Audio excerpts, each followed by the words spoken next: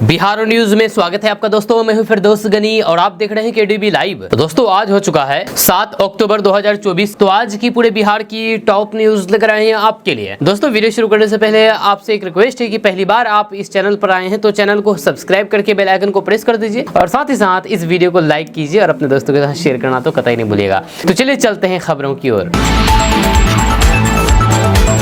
दोस्तों आज बिहार न्यूज में सबसे पहले बात करेंगे कि बिहार में स्मार्ट प्रीपेड मीटर के ग्राहकों के लिए ये बड़ी खबर है, जहां अब स्मार्ट बिजली मीटर में रिचार्ज खत्म होने के बाद भी ग्राहक की बिजली गुल नहीं होगी। अगर ग्राहक का बिजली मीटर रिचार्ज नहीं हो पा रहा है या फिर किसी वजह से आप बिजली बिल का भुगतान करना भूल चुके हैं तो फिर आपकी बिजली तुरंत नहीं काटी जाएगी, बल्कि ग्राहक को 7 दिन का ज्यादा समय दिया जाएगा। पहले ये सुविधा मात्र 3 दिन की थी, जो अब बढ़ा करके 7 दिन कर दिया गया है, 1 हफ्ता कर दिया गया है। इसके लिए ग्राहक को कुछ नहीं करना होगा, बल्कि मीटर में लगे पुश बटन को 20 सेकंड तक दबा करके रखना होगा। ऐसा करने पर ही बिजली मिलेगी। इसका मतलब ग्राहक को पैसा खत्म होने के बाद 7वें दिन तक बिजली मिलती रहेगी। दोस्तों प्रधानमंत्री नरेंद्र मोदी ने महाराष्ट्र में एक सभा को संबोधित करते हुए बहुत बड़ी बात कह दी है, जहां प्रधानमंत्री नरेंद्र मोदी ने कहा कि कांग्रेस पार्टी और उनके सहयोगियों का एक ही मिशन है और वह है बांटो और राज करो। कांग्रेस ये बात भली भांति जानती है कि उनका वोट बैंक एक रहेगा, लेकिन हम बट जाएंगे। प्रधानमंत्री नरेंद्र मोदी ने कहा है कि जब हम बटेंगे तो फिर वे लोग महफिल सजाएंगे और जश्न मनाएंगे। उन्होंने कहा है कि कांग्रेस को अब अर्बन नक्सल गैंग चला रही है, जब वे लोग देश के विरोधियों के साथ खड़े हैं। साथ ही पीएम मोदी ने आगे कहा कि वे सोचते हैं कि अगर हम एकजुट हो गए तो फिर हमारे देश को बांटने का उनका एजेंडा फेल हो जाएगा। प्रधानमंत्री नरेंद्र मोदी ने कहा है कि कांग्रेस की सोच शुरुआत से ही विदेशी रही है, जहां अंग्रेजों की तरह कांग्रेस का गांधी परिवार भी दलित, पिछड़ों और फिर आदिवासियों को अपने बराबर नहीं समझती है। आपको बता दूं कि इससे पहले उत्तर प्रदेश के मुख्यमंत्री योगी आदित्यनाथ ने भी हिंदुओं को लेकर के बड़ा बयान दिया था, जहां उन्होंने पिछले दिनों कहा था कि अगर हिंदू बटेंगे तो फिर कटेंगे। बांग्लादेश में भी हिंदुओं के साथ ऐसा हुआ था, लेकिन अब सीएम योगी के बाद प्रधानमंत्री नरेंद्र मोदी ने भी यही बात दोहराई है। दोस्तों बिहार के आंगनबाड़ी केंद्रों को प्ले स्कूल की तरह ही विकसित किया जाएगा। जी हां, आपको बता दूं कि बिहार के आंगनबाड़ी केंद्रों को प्ले स्कूल के तर्ज पर विकसित किया जाएगा, जब बच्चों के लिए झूला लगाने का निर्णय लिया गया है। जब समाज कल्याण विभाग ने इस निर्णय के बाद जिलों को चरणबद्ध तरीके से काम करने का निर्देश दिया है, ताकि बच्चे पोषाहार के साथ खेल कूद के दौरान झूला का मजा ले सके। हाल के दिनों में सभी केंद्रों का प्ले स्कूल के तर्ज पर विकसित करने का निर्णय लिया गया है। इसी कड़ी में झूला लगाने की प्रक्रिया पर भी मोहर लगी है। राज्य भर में वर्तमान में 1,12,000 से अधिक आंगनबाड़ी केंद्र है, जहां पर 3 से 6 साल के बच्चे और पोषाहार और फिर प्राथमिक शिक्षा के लिए आते हैं। जब प्रत्येक केंद्र पर लगभग 40 बच्चे रहते हैं। इन बच्चों को पोषाहार के साथ प्राथमिक शिक्षा के लिए उन सभी केंद्रों को प्रथम चरण में रंग रोगन किया जाएगा, जिसका अपना भवन होगा या फिर स्कूल में जिस केंद्र का संचालन हो रहा होगा। रंग रोगन के दौरान दीवारों पर भी हिंदी और अंग्रेजी के शब्द, फल, सब्जी की तस्वीरें रहेगी, जिसे देख करके बच्चे खुद कुछ सीख पाएंगे। सभी आंगनबाड़ी केंद्रों पर हर घर नल जल योजना के माध्यम से शुद्ध पानी पहुंचाया जा रहा है। वहीं पर बच्चों को चाइल्ड टॉयलेट मिलेगा। इसको लेकर के विभागीय स्तर पर तेजी से काम हो रहा है। विभाग के मुताबिक लगभग सभी केंद्र में पानी पहुंचाने का काम पूरा कर लिया गया है। जहां अभी तक पानी नहीं पहुंच पाया है, उन केंद्र पर भी जल्द पानी पहुंच जाएगा।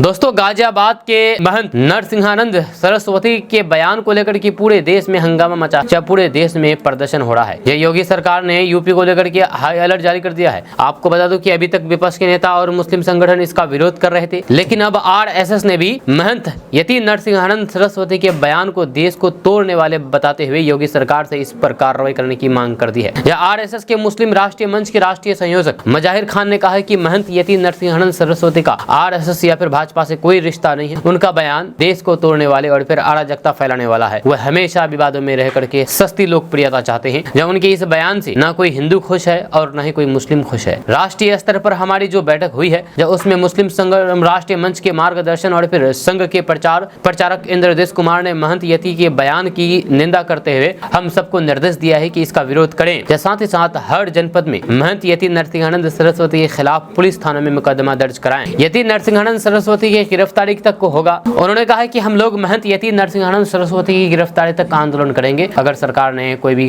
कड़ा कदम इनके खिलाफ नहीं उठाया तो फिर हम इनके खिलाफ एक बड़ा जन आंदोलन भी करेंगे। हम मुसलमानों से कहना चाहेंगे कि बहुत संयम से काम ले, सरकार अपना काम कर रही है। यति नरसिंहानंद सरस्वती को उनके बयान के लिए सजा मिलनी चाहिए।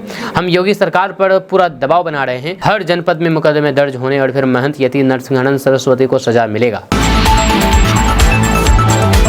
दोस्तों, बिहार में एक पूर्व मुखिया का शर्मनाक कारनामा उजागर हुआ है, जो चुनाव हारने के वर्षों बाद वोट नहीं देने वालों से बदला ले रहा है। जी हाँ, कभी आपने ऐसा सुना है कि जो जनप्रतिनिधि चुनाव में हार जाते हैं वे अपना बदला ले रहा हो? और बदला ऐसे सुनेंगे तो आप भी हैरान रह जाएंगे। बदले की आग में जल रहे पूर्व मुखिया ने अपनी ही बनाई गई सड़क को तोड़ करके बर्बाद कर दिया। जी हाँ, प्रशासन की ओर से मामले की जाँच की जा रही है। ग्रामीणों ने जिलाधिकारी से इसकी शिकायत की है। जब सड़क टूट जाने से लोगों की परेशानी बढ़ गई है, इलाके में आक्रोश और फिर तनाव व्याप्त है। ये मामला जहानाबाद के सदर प्रखंड के नौरू पंचायत का है। पूर्व मुखिया नागेंद्र यादव उर्फ छोटन यादव ने सिंबल बिघा गांव की ओर से ओर जाने वाली सड़क को तोड़ करके तहस नहस कर दिया है। छोटन यादव ने ही इस पर ईंट सोलिंग कराई थी, लेकिन पिछला चुनाव वह हार गया। अब वर्तमान मुखिया बिहारी यादव उसे पीसीसी कराना चाह रहे थे, लेकिन वोट नहीं देने वालों से बदला लेने के लिए पूर्व मुखिया छोटन यादव ने ढलाई से पहले सोलिंग को पूरी तरीके से उखाड़ दिया है और आगे भी सड़क नहीं बनने दे रहे हैं। इससे इलाके में आवागमन ठप पर गया। जब पूर्व मुखिया छोटन यादव की करतूत से परेशान ग्रामीणों ने जिलाधिकारी से मामले की शिकायत की है। जब डीएम के आदेश पर वीडियो अनिल मिश्रा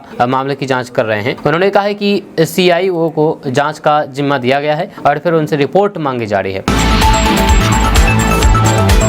दोस्तों, बिहार के मोतिहारी से हैरान कर देने वाली खबर सामने आई है। यहाँ पर एक पंचायत सचिव को पार्टी करना भारी पड़ गया। सचिव ने शराब के जाम छलकाते हुए बार बालाओं के साथ जम करके ठुमके लगाए। इस दौरान किसी ने वीडियो बना लिया जो कि सोशल मीडिया पर जम करके वायरल हो गया है। जैसे ही कलेक्टर ने ये वीडियो देखा तो फिर बौखला गए। सचिव को तत्काल प्रभाव से सस्पेंड कर दिया गया है। विभागीय जाँच के आदेश दिए गए हैं। मामला मोतिहारी के ढाका इलाके का है। यहाँ के जनसेवक सुधीर कुमार ने शराब पी, इसके बाद हाथ में जाम लेकर के बार बालाओं के साथ ठुमके लगाने लगे। पूर्वी चंपारण के जिलाधिकारी ने उसको निलंबित कर दिया है। सुधीर कुमार ढाका प्रखंड में बरहरवा सिवान के पंचायत सचिव के पद पर तैनात है। उनका शराब की बोतल साथ में लेकर के बार बालाओं के साथ डांस करने का वीडियो सोशल मीडिया पर जमकर के वायरल हो गया है। इस पर जिलाधिकारी सौरभ जोरवाल ने संज्ञान लिया है। जब कलेक्टर के आदेश के बाद सचिव का सस्पेंशन लेटर जारी कर दिया गया है। उनके खिलाफ विभागीय कार्रवाई करने का आदेश दिया गया है। आपको बता दूं कि बिहार में शराब पर प्रतिबंध है, इसे बेचना, खरीदना और फिर पीने पर भी प्रतिबंध है। इसके बावजूद भी एक सरकारी कर्मचारी के इस तरीके की हरकत करने की वजह से उनके खिलाफ एक्शन लिया गया है। ऐसे में अब ये चर्चा का विषय बना हुआ है।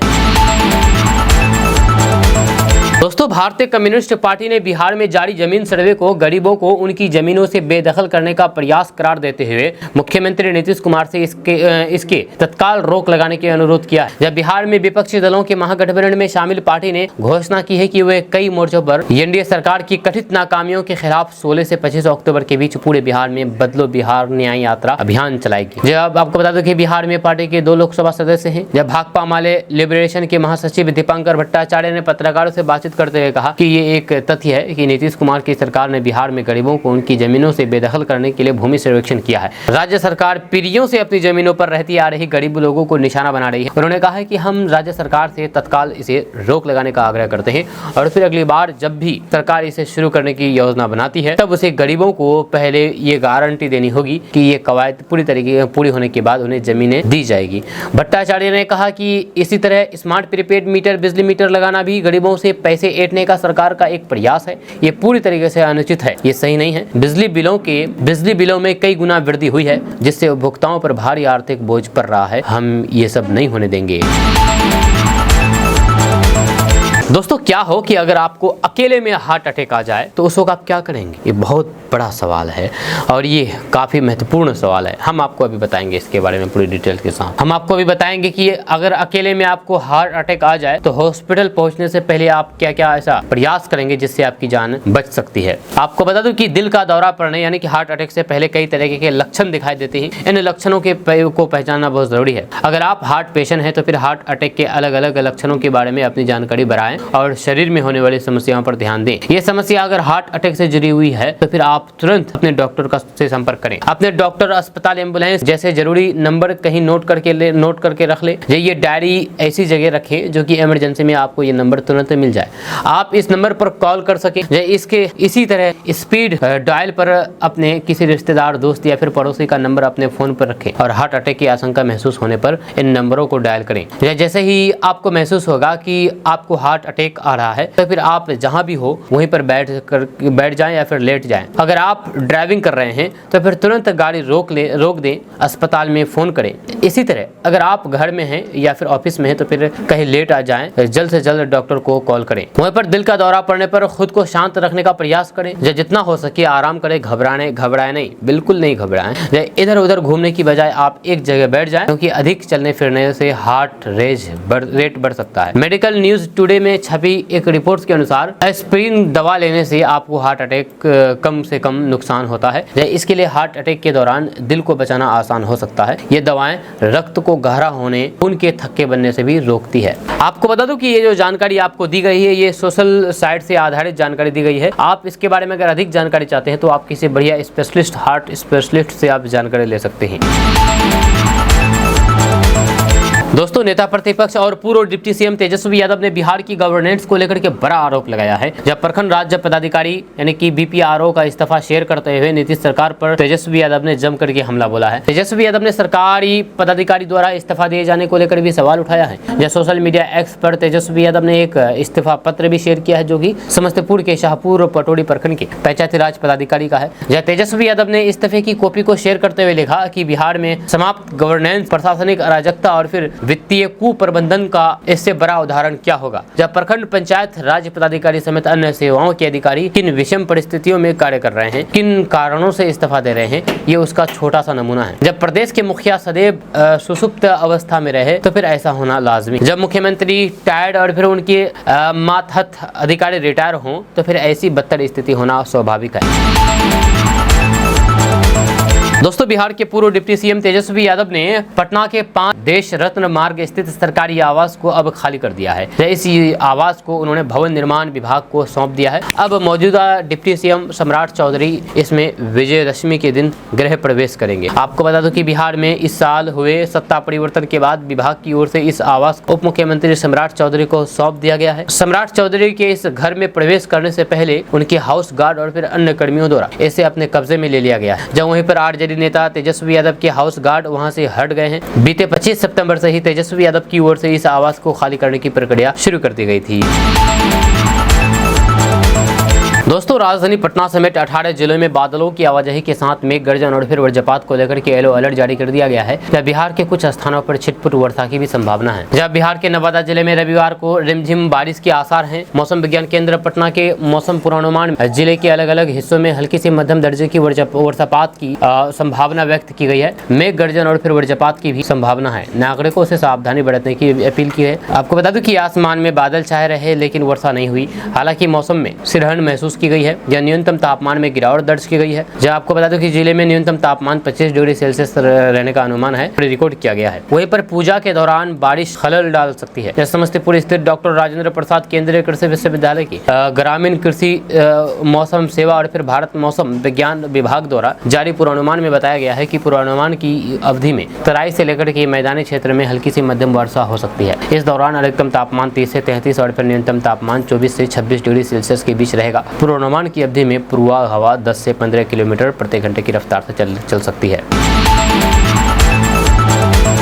दोस्तों, बिहार में जमीन के खतियान बहुत ही महत्वपूर्ण होता है और खतियान कई तरीके के होते हैं। जो भी खतियान होते हैं सभी जमीनों के लिए काफी ज्यादा महत्वपूर्ण होता है, क्योंकि ये जमीन के मालिक को दर्शाता है कि स्पष्ट रूप से दर्शाती है कि आखिर इसका मालिक कौन है। इसमें जमीन के स्वामित्व, उपयोग और फिर उसके संबंध में विभिन्न जानकारियों को दर्ज किया जाता है। आपको बता दूं कि बिहार में 6 तरीके के ऐसे जमीन खतियानी जमीन होते हैं जो आपको पता होना चाहिए। नंबर 1 होते हैं रैयती खतियान। ये खतियान सबसे सामान्य है, जिसमें सामान्य भूमिधारियों की की जानकारी होती है, जैसे इसमें भूमि का स्वामित्व और फिर उसका उपयोग दर्ज किया जाता है। नंबर 2, सिकमी खतियान। इस खतियान में बटाई, हुंडा या फिर चौथाई के रूप में दी गई भूमि का विवरण होता है। ये खतियान बटाईदारी के संबंध में जानकारी प्रदान करता है। नंबर 3, मुस्तवहा खतियान। ये उन भूमियों का विवरण है जो कि दान या फिर इनाम के रूप में दी गई है। इसमें उपहार के रूप में दी गई भूमि की जानकारी होती है। नंबर 4, मुक्त तनाजा खतियान। ये खतियान विवादित जमीनों के लिए होता है। इसमें उन जमीनों का विवरण होता है जिन पर विवाद चल रहा है और ये विवाद सुलझने तक जारी रहता है। नंबर 5, बिहार सरकार का खतियान। इस खतियान में बिहार सरकार की सरकारी जमीन का विवरण होता है, जैसे कि तालाब, छोटे जंगल, जलाशय आदि। नंबर 6, भारत सरकार का खतियान। इस खतियान में केंद्र सरकार के अधीन भूमि का विवरण होता है, जानकारी होती है, जैसे बड़े जंगल, बड़े नदियां, पर्वत, समुद्री क्षेत्र आदि होती है। तो ये 6 तरह का खतियान आमतौर पर होता है। दोस्तों, बिहार में सरकारी स्कूलों में जॉब करने वाले टीचर की सबसे बड़ी समस्या उसको ऑनलाइन तरीके से हाजिरी बनाना है। इसको बंद कराए जाने को लेकर के कई बार शिक्षक आंदोलन और फिर शिकायत कर चुके हैं, लेकिन उनकी मांगों को पूरा नहीं किया जा रहा है। ऐसे में अब इन टीचरों के लिए अच्छी खबर निकल करके सामने आई है। अब इन्हें ऑनलाइन हाजिरी से छुट्टी मिल गई है। इसको लेकर के पत्र भी जारी कर दिया गया है। हालांकि इसको लेकर के कुछ शर्तें भी रखी गई है। आइए आपको हम इसके बारे में पूरी डिटेल्स के साथ जानकारी देते हैं। दरअसल इन दिनों बिहार के कई जिले बाढ़ की चपेट में आ गए हैं। ऐसे में इन जिलों में नौकरी करने वाले टीचरों को अपने स्कूल पहुंचने में काफी कठिनाइयां हो रही है और कई तरीके की समस्याओं का भी सामना करना पड़ रहा है। लिहाजा अब ये तय कर लिया गया है कि बाढ़ प्रभावित क्षेत्रों में कार्यरत शिक्षक अब मोबाइल ऐप के माध्यम से उपस्थिति दर्ज कराने की बाध्यता से मुक्त होंगे। जानकारी के अनुसार बिहार शिक्षा परियोजना परिषद ने 25 जून से शिक्षकों की ऑनलाइन हाजिरी के लिए शिक्षा कोष ऐप का इस्तेमाल शुरू करने का आदेश जारी कर दिया गया है। ऐसे में अभी टीचर इस ऐप के जरिए स्कूल से 100 मीटर के दायरे में ही अपना हाजिरी बना सकते हैं। इस बीच बाढ़ प्रभावित इलाकों में जॉब करने वाले टीचरों को समस्या होने लगी है। लिहाजा अब शिक्षा विभाग के अपर मुख्य सचिव डॉक्टर एस सिद्धार्थ ने बड़ा निर्णय लिया है। शिक्षा विभाग की एससीएस डॉक्टर एस सिद्धार्थ ने व्यवहारिक निर्णय लेते हुए बाढ़ प्रभावित क्षेत्रों के शिक्षकों के लिए महत्वपूर्ण आदेश दिया है। डॉक्टर एस सिद्धार्थ के निर्णय का उद्देश्य शिक्षकों को उन कठिनाइयों से मुक्ति करना है जो बाढ़ जैसी प्राकृतिक आपदाओं के दौरान उनकी उपस्थिति दर्ज करने में आती है। डॉक्टर एस सिद्धार्थ ने यह तय कर लिया है कि बाढ़ प्रभावित क्षेत्रों में कार्यरत शिक्षक अब मोबाइल ऐप के माध्यम से उपस्थिति दर्ज करने की बाध्यता से मुक्त होंगे। ये निर्णय उन परिस्थितियों को ध्यान में रखते हुए लिया गया है जहां बाढ़ के कारण स्कूलों में नियमित रूप से उपस्थिति होना संभव नहीं हो पा रहा है। लिहाजा अब इस निर्णय से शिक्षकों पर मानसिक दबाव कम होगा, क्योंकि उन्हें अब उपस्थिति दर्ज करने की चिंता नहीं रहेगी।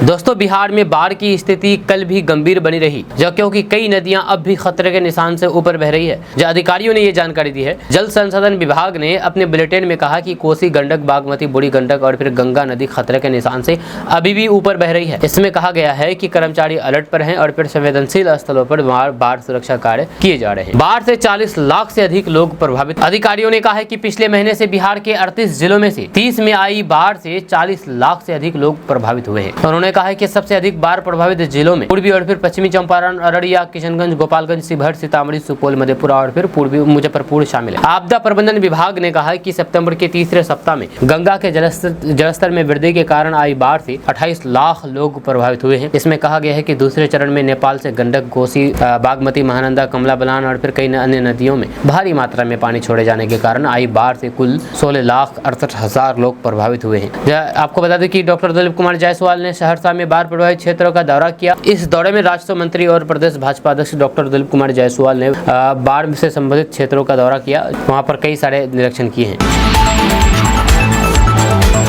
दोस्तों, बिहार के बच्चों ने एक बार फिर से अपनी प्रतिभा का लोहा मनवाया है। जब किलकारी बाल भवन पटना के बच्चों को आर्सेनिक के फिल्टर प्रोजेक्ट को देश भर में प्रथम पुरस्कार मिला है। इन बच्चों को 50 लाख का इनाम दिया गया है। इसका आयोजन सैमसंग कंपनी की ओर से किया जा रहा था। कंपनी ने देश भर के विज्ञान प्रोजेक्ट को लेकर के एक प्रतियोगिता करवाई थी। इसमें देश भर से 8 प्रोजेक्ट का चयन किया गया था।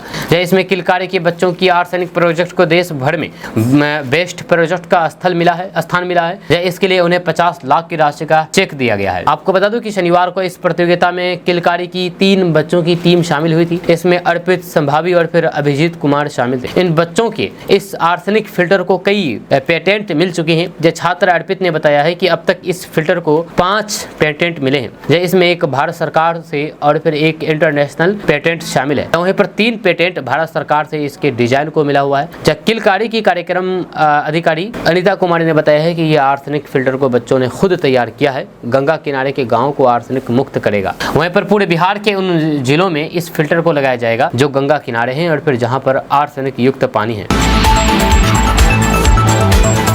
दोस्तों, नीतीश कुमार के नेतृत्व वाली बिहार सरकार एक बेहद महत्वाकांक्षी परियोजनाओं पर काम कर रही है।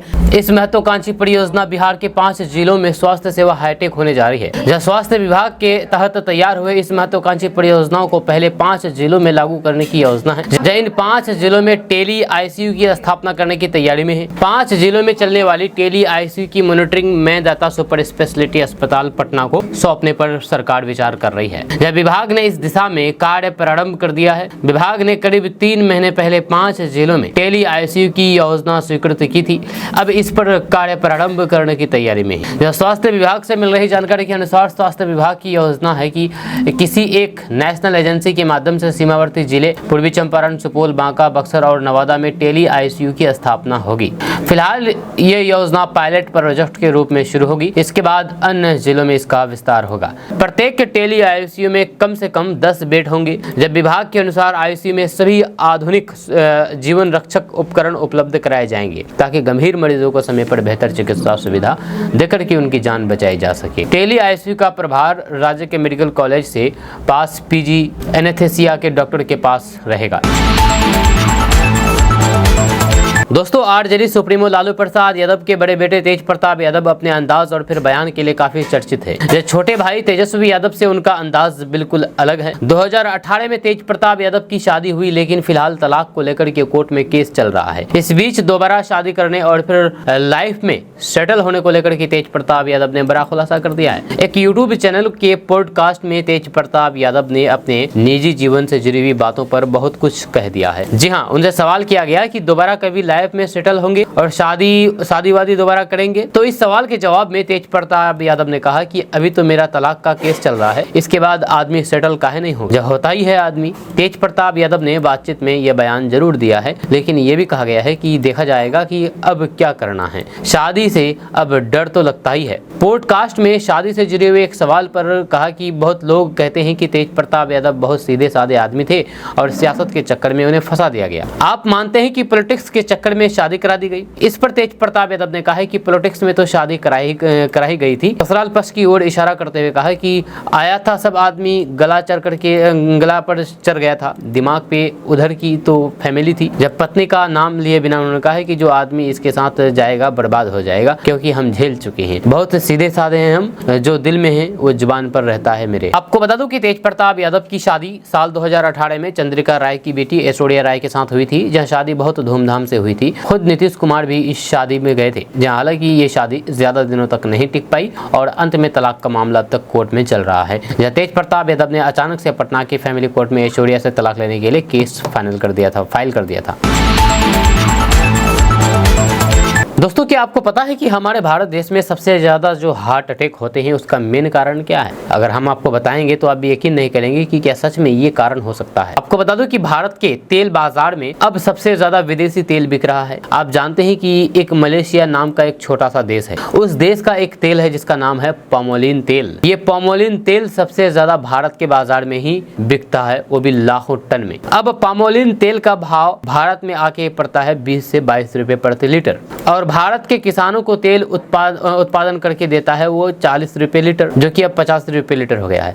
अब भारत का किसान सरसों का तेल पैदा करे 40 रुपए लीटर, नारियल का तेल पैदा करे 60 रुपए लीटर, तिलहन का तेल पैदा करे 90 रुपए लीटर, पर पाम तेल का भाव मिलता है 20 से 22 रुपए प्रति लीटर। तो सारे तेल बेचने वाले उद्योगपति धड़ल्ले से लाखों टन पाम तेल इंपोर्ट कर रहे हैं और उस पामोलिन तेल को मिलावट करके आपको बेच रहे हैं। आप बाजार से डिब्बा बंद जितना भी तेल ला के खाते हैं वो सब सब पाम तेल है। आपको सुनकर के हैरानी होगी कि 4-5 साल पहले हमारे देश में ऐसा कानून था कि पाम तेल किसी भी दूसरे तेल में मिला करके नहीं बेचा जा सकता है। वहीं पर गेट करार और WTO के दबाव में अब कानून ऐसा है कि पामोलिन तेल किसी भी तेल में मिलाकर के बेचा जा सकता है। रिफाइंड और डबल रिफाइंड तेल के नाम से बाजार में जितना भी तेल मिल रहा है वह सब पाम तेल है। इस पाम तेल के दो दुष्परिणाम है। आपको बता दूं कि जो किसान सरसों नारियल तेल पैदा करते थे उनको नुकसान होता है, क्योंकि उनको अपने तेल का भाव नहीं मिल पाता है। वहीं पर जो पाम तेल खाएगा उसको हार्ट अटैक जरूर होगा, क्योंकि पाम तेल में सबसे ज्यादा ट्रांस फैट्स है और फिर ट्रांस फैट्स कभी भी शरीर में विघटित नहीं होते हैं, किसी भी तापमान पर विघटित नहीं होते हैं और फैट्स जमते जमते जरूरत से ज्यादा हो जाता है तो फिर हृदयघात यानी कि दिल की बीमारी आता है और आदमी की जान चली जाती है। वहीं पर ब्रेन हेमरेज होता है और आदमी को पक्षाघात होता है, हाइपर टेंशन आता है, BP हाई होता है, उसके बाद तेल का बाजार और भी कई सारी बीमारियां होती है। आपको बता दूं कि तेल का बाजार अब पूरी तरीके से विदेशियों के कब्जे में चला गया है, जहाँ हमारा भारत सरकार इस पर कुछ नहीं कर रही है। आखिर क्यों? जहाँ आपकी जान और हमारे जान के साथ ये बहुत बड़ा खिलवाड़ है। भारत सरकार को इस पर रोक लगनी चाहिए, पाम तेल को रोक लगनी चाहिए, इसको आयात बिल्कुल नहीं करनी चाहिए, नहीं तो हम भारतवासी ऐसे ही हार्ट अटैक से इस दुनिया से अलविदा कह जाएंगे। लेकिन भारत सरकार है कि सुध लेने वाले नहीं है। जी हाँ दोस्तों, क्या आपने कभी ऐसा विचार किया है कि आखिर जिस रिफाइंड तेल से आप अपनी और फिर अपने छोटे बच्चों की मालिश नहीं कर सकते, जिस रिफाइन को आप बालों में नहीं लगा सकते, आखिर उस हानिकारक रिफाइंड तेल को कैसे खा लेते हैं? ये बहुत बड़ा सवाल है। आज से 50 साल पहले तो कोई रिफाइंड तेल के बारे में जानता भी नहीं था और ये पिछले 20 से 25 सालों से हमारे देश में आया है। जब कुछ विदेशी कंपनियां और फिर भारतीय कंपनियां इस धंधे में लगी हुई है, उन्होंने चक्कर लगाया और फिर टेलीविजन के माध्यम से जम करके प्रचार किया, लेकिन लोगों ने माना नहीं, इनकी बात को माना नहीं। तब उन्होंने डॉक्टरों के माध्यम से कहलवाना शुरू कर दिया, या डॉक्टरों ने अपने प्रिस्क्रिप्शन में रिफाइंड तेल लिखना शुरू किया कि तेल खाना तो सफोला का खाना या फिर सनफ्लावर का खाना, ये नहीं कहते हैं कि तेल सरसों का खाओ या फिर मूंगफली का खाओ। आप सब समझदार हैं, आप समझ सकते हैं। दोस्तों, बिहार में मानसून धीरे धीरे कमजोर पड़ने लगा है, जिसकी वजह से उमस भरी गर्मी लोगों को सताने लगी है। बीते 24 घंटे में 35 डिग्री तापमान के साथ सीतामढ़ी सबसे गर्म जिला रहा, जब वहीं पर करीब 17 जिलों का तापमान 30 डिग्री से ऊपर दर्ज किया गया। इस बीच मौसम विभाग ने आज 18 जिलों में बारिश की संभावना जताई है। राजधानी पटना समेत बिहार के कई जिलों में बादल छाए रह सकते हैं। इसके अलावा कुछ जिलों में मौसम शुष्क रहेगा। इस दौरान अधिकतम तापमान 32 से 36 डिग्री सेल्सियस रहने की संभावना है। पटना मौसम विज्ञान केंद्र के मुताबिक बिहार के उत्तर पश्चिम और फिर उत्तर मध्य भाग के कुछ जिलों में 15 अक्टूबर तक हल्की या फिर मध्यम स्तर की बारिश हो सकती है। आज जिन जिलों में बारिश की संभावना है उनमें पटना, गोपालगंज, सारण, सिवान, नालंदा, जहानाबाद, शेखपुरा, गया, नवादा, जमुई, लखीसराय, बांका, मुंगेर, बेगूसराय, खगड़िया, भागलपुर, पूर्वी और पश्चिमी चंपारण जिला है। आपको बता दूं कि मौसम विभाग के मुताबिक बंगाल की खाड़ी से आने वाली पूर्वा हवा के कारण मौसम सामान्य बना रहेगा। साइक्लोनिक सर्कुलेशन का क्षेत्र बंगाल की खाड़ी के आसपास देखा जा रहा है, जबकि ट्रफ लाइन उत्तर बिहार से होते हुए बंगाल की खाड़ी तक बनी हुई है। आपको बता दें कि मानसून इस साल 15 अक्टूबर तक एक्टिव रहेगा, क्योंकि भारत के उत्तर पूर्व हिस्से में साइक्लोनिक सर्कुलेशन बन रहा है। बिहार में उत्तर पश्चिम और फिर पूर्वी हवा चल रही है। दोनों हवाओं में जो मजबूत होगी उसके अनुसार मौसम में बदलाव होगा। मौसम विज्ञान केंद्र की रिपोर्ट्स के मुताबिक बंगाल की खाड़ी में बन रहे निम्न दबाव के कारण बिहार के कई जिलों में बारिश हो सकती है। दोस्तों, अगले साल होने वाले बिहार विधानसभा चुनाव से पहले बिहार का विपक्ष सरकार के कामकाज के साथ साथ बढ़ रहे अपराध और पुल पुलियों के गिरने जैसे मामले को लेकर के लगातार हमलावर है। आरजेडी अफसरों की मनमानी जैसे मसलों को लेकर भी कई दिनों से सरकार की घेराबंदी कर रहा है। अब राजद सुप्रीमो और पूर्व रेल मंत्री लालू प्रसाद यादव ने नए मुद्दे को लेकर के एनडीए सरकार को घेर लिया है। लालू प्रसाद यादव आए दिन हो रहे रेल हादसे और फिर रेलवे के लगातार घाटे में चलने की खबरों के बीच केंद्र की एनडीए सरकार के खिलाफ आक्रामक तेवर दिखाए हैं। उन्होंने रविवार को अपने एक्स हैंडल पर एक पोस्ट डाल करके कहा है कि उनकी मंशा ठीक नहीं है। 10 वर्षों में इनकी क्या उपलब्धि है। लालू प्रसाद यादव ने अपने एक्स हैंडल पर लिखा है कि 10 वर्षों में मोदी की एनडीए सरकार ने रेल का किराया बढ़ा दिया है, स्टेशन बेच दिए हैं, जनरल बोगियां घटा दी है, बुजुर्गों को मिलने वाले लाभ खत्म कर दिया है, सेफ्टी सिक्योरिटी घटाने पर रोज हादसे हो रहे हैं, फिर भी ये कहते हैं कि रेलवे घाटे में है। अब ये कहीं रेल की पटरियां ना बेच दे, ये कहना है लालू प्रसाद यादव का। लालू प्रसाद यादव ने कहा कि ये कहीं ना कहीं रेल की पटरियों को शायद बेच देगा। नीतीश कुमार को भारत रत्न मिलना चाहिए। जी हां, आपको बता दूं कि जनता दल यूनाइटेड यानी कि जेडीयू बिहार राज्य कार्यकारिणी की बैठक से पहले मुख्यमंत्री नीतीश कुमार को भारत रत्न देने की मांग उठी है। राजधानी पटना में जगह जगह होर्डिंग लगाकर के ये मांग उठाई गई है। होर्डिंग जदयू महासचिव छोटू सिंह की ओर से लगाए गए। इस पर सियासत शुरू हो गई है। विपक्ष आरजेडी ने इसके विरोध में बयान दिया है, जहां पार्टी के प्रवक्ता शक्ति सिंह यादव ने कहा कि यह दबाव की राजनीति है। दरअसल बीजेपी और जेडीयू के बीच गुप्त डील हुई है। उन्होंने कार्यकारिणी की महत्वपूर्ण बैठक में मोदी सरकार में रेल मंत्री ललन सिंह की गैर मौजूदगी पर भी सवाल उठाया है। एक रिपोर्ट के मुताबिक शक्ति सिंह यादव ने कहा कि बीजेपी और जेडीयू के बीच कुर्सी की डील हुई थी। इसके तहत कुछ माह में सत्ता का हस्तांतरण करना था, लेकिन जदयू कुर्सी नहीं छोड़ रही है। ऐसे में दबाव बनाने के लिए ये काम किया जा रहा है। कुछ बिचौलिया है जो कि बेचैन है। गुप्त रूप से भारत रत्न दो, सत्ता ले लो का खेल चल रहा है। उन्होंने कहा है कि बिहार के लोग अब नीतीश कुमार से उब चुके हैं। ऐसे में अगली सरकार तेजस्वी यादव की बनने जा रही है। मुसलमानों के खिलाफ हमेशा बयान देने वाले यति नरसिंहानंद सरस्वती को एक बार फिर से भड़काऊ भाषण देने के आरोप में बुक किया गया है, डिटेंड किया गया है। यति नरसिंहानंद सरस्वती हजरत पैगंबर मोहम्मद साहब के खिलाफ बहुत गलत बयान दिया है, जिससे उत्तर प्रदेश के गाजियाबाद जिले और फिर अन्य राज्यों में विरोध प्रदर्शन हुए। जब आपको बता दूं कि शनिवार को उनके सहयोगियों ने दावा किया है कि नरसिंहानंद सरस्वती को गाजियाबाद में हिरासत में ले लिया गया है।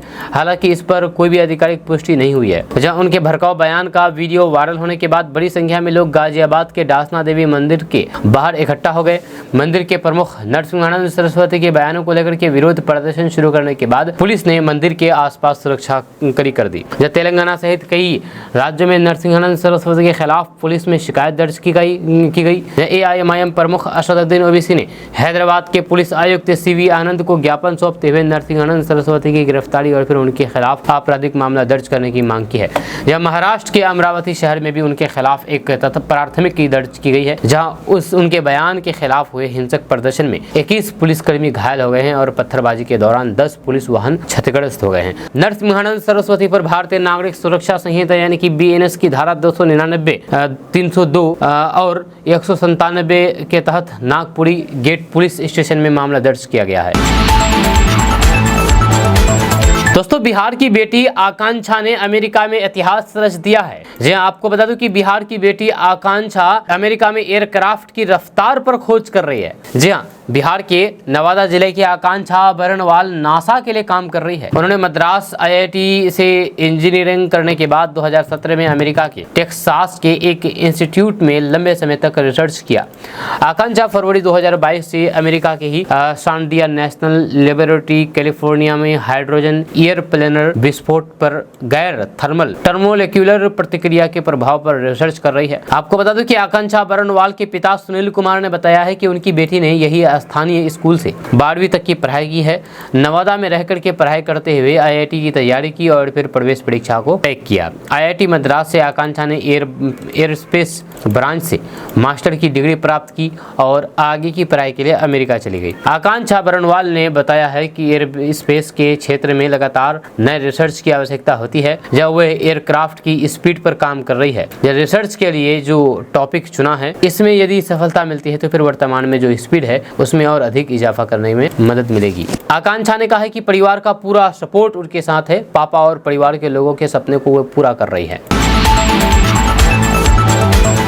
दोस्तों, बिहार लोक सेवा आयोग से चयनित शिक्षकों को स्कूल में हेडमास्टर का प्रभार दिए जाने के आदेश पर पटना हाईकोर्ट ने रोक लगा दी है। यह मामले की अगली सुनवाई 7 अक्टूबर को होगी। इस बीच हाईकोर्ट ने इस मामले पर जवाबी हल्फनामा दायर करने का भी आदेश दिया है।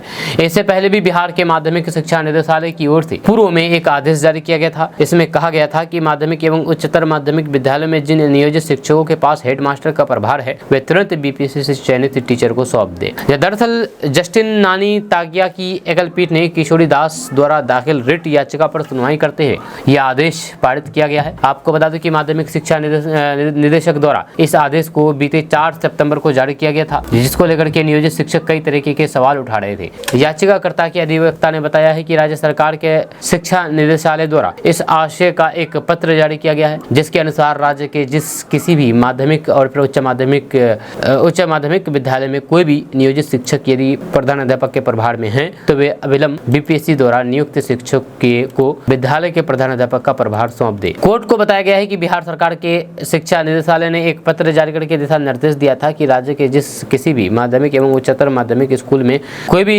नियोजित शिक्षक प्रधानाध्यापक के प्रभार में है तो वे अविलंब बीपीएससी से नियुक्त शिक्षक को अपना प्रभार सौंप दे।